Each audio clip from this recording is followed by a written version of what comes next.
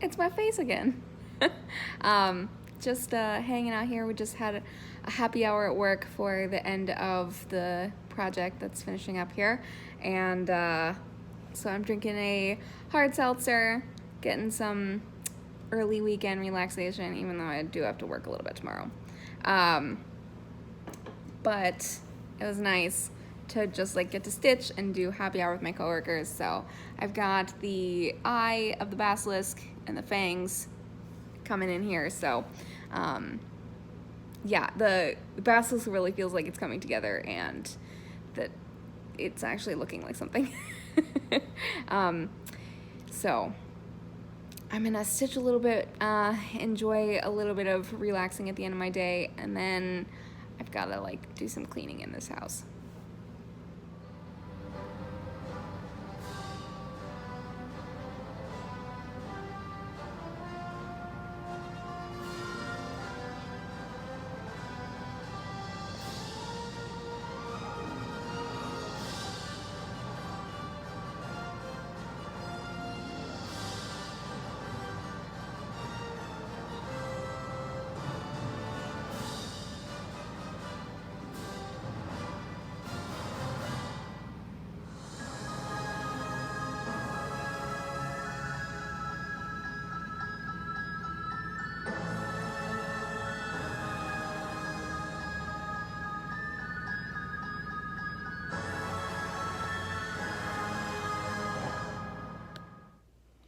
All right.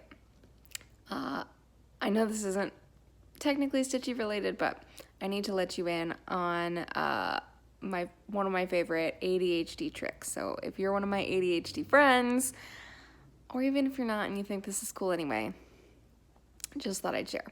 So I just got this new timer in the mail. And the way that it works is you just set it down on a table, going the direction of the time that you want to set it for. So you just set it down. It's like hard to see with the backlight on. I don't know if you're gonna be able to see it, but it sets the timer for you based on whatever you have facing up. See, there you go. And so it's counting down. If I want to pause it, I can just flip it up this way. Now it's not counting down anymore. Anyway, I use this for anything that like I don't want to do, or I've been avoiding, or it feels hard, insurmountable, whatever. My favorite thing to use it for is cleaning the house. And you can do this just with the timer on your phone too. I just think this timer is really fun, and easy to set and stuff.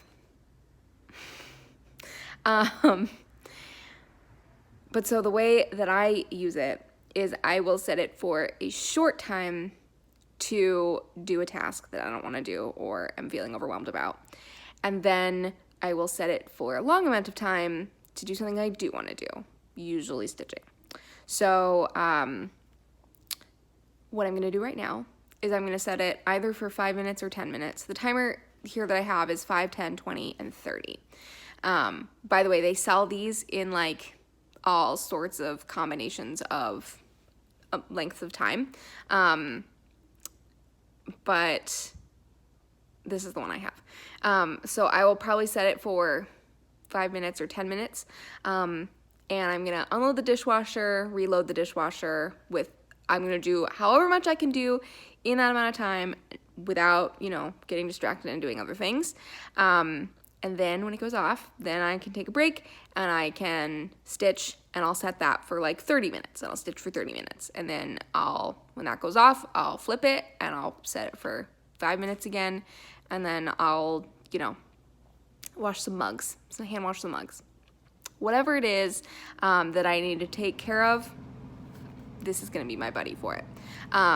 So I need to clean at least on this level, if not also upstairs, so that when my boyfriend comes home tomorrow, he's not like, oh my god, what is this tornado that went through our house? Because I've been stitching all day and not taking care of anything else. Like, an adult should. So I'm hoping that by doing this, I will not only be really productive in my house, but also be really productive with my stitching. So I'll keep you updated on how that's going. I just wanted to provide a reference point for my starting point of starting this alternation between cleaning and stitching. So here's where I am, and then we'll see how far I get and how much cleaning I get done. Finally getting a chance to watch this. Finally. All right, I think I'm done with my cleaning and stitching alternation here. I did that for quite a few hours, and I feel like I got quite a bit of stitching done. And I unloaded and reloaded the dishwasher, took out the trash, did the dishes, tidied up in the living room and in the kitchen. So I feel really good about that, and every time I do this, I am surprised at how productive I am. And yet, I never remember to do it. Or I guess I never am motivated to do it. But I think maybe some more of that type of cleaning and stitching should happen this weekend so that I can clean my office, and the Frogwarts stash drives that are going to tear apart my office can at least happen on a fresh office and not on an already messy one. But it's about midnight here. I'm in the middle of a show, so I'll probably finish that and stitch through the rest of that. And so I will do one more check-in before I go to bed. But yeah, I don't think I'm gonna get to 800 tonight, but I'm at least gonna do better than I did yesterday. So also, I've gotten through quite a lot of other stuff. I caught up on Loki. I watched the Friends reunion. I talked to my boyfriend on the phone because he's away right now. And I finished listening to Little Women, which is a very long book, but I enjoyed it a lot. But I'm glad to have that complete. So yeah, I'm feeling good tonight. Look how cool this guy looks. I'm so pleased. Most of the complicated stitching on the basilisk is complete. And I think tomorrow my goal is going to be to extend the outline of the basilisk as far as I can, and then start working on some of the smaller motifs that go inside. So yeah, this is where I leave it for tonight. I'm at 700 stitches for the day, so not too terrible. I don't have a ton going on at work tomorrow, so crossing my fingers for a little bit of work time stitching tomorrow. So last night was a late night, and this morning I was up at 7 for work, which is 3 hours earlier than I'm usually up for work. And so I got done with work this afternoon, and I sat down and I stitched 30 stitches and went, I can't do it. I need to take a nap. So I'm gonna take a nap, and then hopefully I'll be awake and recharged and ready to stitch in a little while. All right, it has been a challenging day, that is for sure. It's 11:30 and I haven't even cracked 4 hours of stitching yet. I didn't even get started until after 8, really. I was just tired, and then I woke up from my nap with a headache, which is the exact opposite of what should have happened. Made dinner, and so yeah, I'm just really on the slow track today. I have made some progress though. I've been carrying the basilisk across, then I added the sock in the diary, and I'm working on the sword. The sock, I added and subtracted a few stitches here and there to change the shape of it a little bit. I think I like the shape of mine a little bit better. And I did this in the called for over die. And then the diary, I also did in the called for over dye.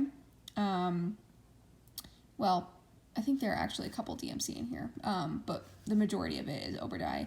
And then I added this little Tom Marvolo Riddle initials on the diary. I just thought that was cute. It's a little personalization there. So yeah, I'm working on the sword now. I'm doing the sword in DMC, but I'm doing it in the DMC Etoile conversion, but I'm doing it in the flat DMC instead of the Etoile. I just felt like the called for colors were kind of strange. They were like purplish. And so the Etoile version was a lot grayer. So I think I'm liking that better. This is one of those cases where as you start working on it, it looks really strange, but I think once I get it finished, it'll make much more sense. That happened to me too when I was working on the basilisk, where the light green I felt like looked really strange until I actually started filling it in more, and now I think it looks amazing. So this like white strip through the sword right now I think looks really weird, but I'm gonna stick it out and finish it, and I think it'll make much more sense. So I'm gonna try and stick it out for a little while longer today. My boyfriend already went to bed, but I put on a movie so I can stay awake and engaged for at least through the movie. And then yeah, my only hope is to try to really knock it out of the park tomorrow, because today apparently I was not having it. So I think I figured out why the white strip in the sword isn't working for me. As I mentioned, I'm doing the Etoile conversion for the sword, but I'm not doing it in Etoile, I'm just doing it in the flat DMC. But the Etoile white is Blanc, and I've been using the 712 that's called for. So I might pull that out and put in Blanc and see how I feel about it. I know it'll be different from the rest of the white, but I think that's okay, because I think the different vibe is necessary for this motif. So I'm going to pull that out and see if I like Blanc better. Oh, that looks so much better. I'm so happy I pulled out the 712 out and put in Blanc instead. Definitely the right choice. So, whoops, it's 3 a.m. Did not do that on purpose. But this is definitely my stopping place for the night. I did about 700 plus stitches. So today I did extending the basilisk, I did the sword and the sock and the diary and the piece of paper that will say pipes eventually once I backstitch that on. But I did something a little interesting with the paper. I wanted to make it look more like paper, and I wanted to make it look ripped. So I changed the contouring of the paper just a little bit so it looked like it had been torn out of like a corner of a piece of paper. And then I added tiny little quarter stitches with 2 strands over 1 all around the edge so that it had sort of like a soft edge the way that paper does when you rip it. So that's what I did. I'm really happy with how that turned out. So that's where I leave it, and I am off to bed.